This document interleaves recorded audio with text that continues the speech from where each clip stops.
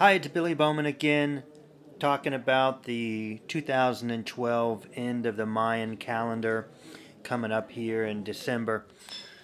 Once again, I have Dr. Don Kreger, author of 2012 and the Mayan Prophecy of Doom, the definitive guide to the mythology and science behind the 2012 prophecies.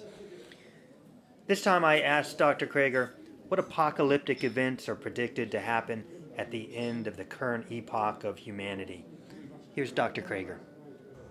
One of the strangest and most consistent features in the mythology is that at the beginning of each new epic, the sun will rise in a new direction.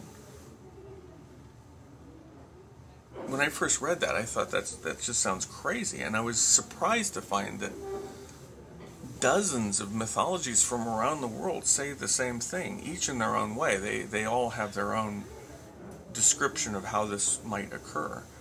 In one culture, they believe that there are two twins holding up the poles of the earth, and that when they let go, the earth spins wildly out of control, and when it regains composure, the sun is rising from a new direction. The ancient Greeks believed that the earth,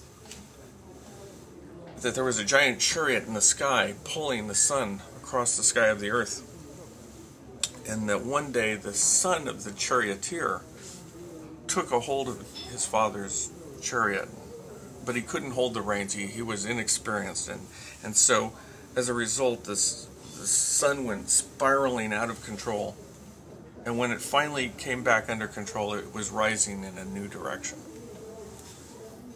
The Mayans saw the same phenomenon as more of as a natural phenomenon. There is a passage in the Popol Vuh where the gods sat around at the end of the last epic, in the beginning of the present epic, trying to guess from which direction the sun would rise this time. In fact, in Aztec myths, each new epic is called a new sun.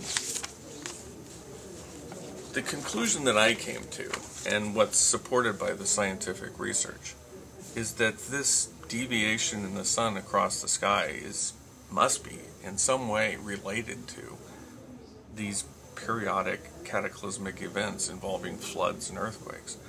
Something major happens to the earth every 20,000 years or so that creates violent and apocalyptic conditions on the earth. Albert Einstein actually studied this topic.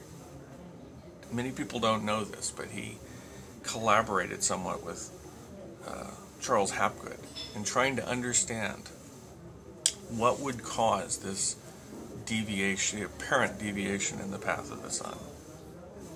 The Einstein connection's probably one of the least known and most interesting facets to this study.